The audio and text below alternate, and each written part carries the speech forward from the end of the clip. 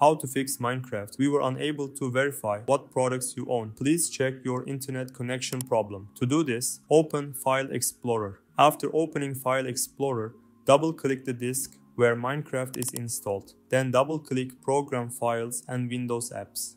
If you encounter an access denied here, right-click Windows Apps and open Properties. Click Security from the top, then Advanced, and then Change.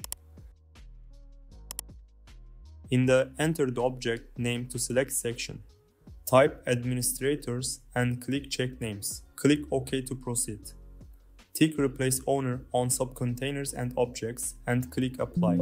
Click OK and continue. Click Advanced again.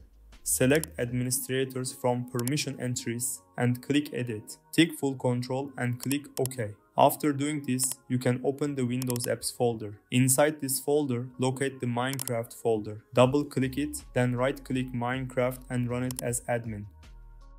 After opening Minecraft as admin, you can check whether we were unable to verify what products you own. Please check your internet connection problem is solved or not.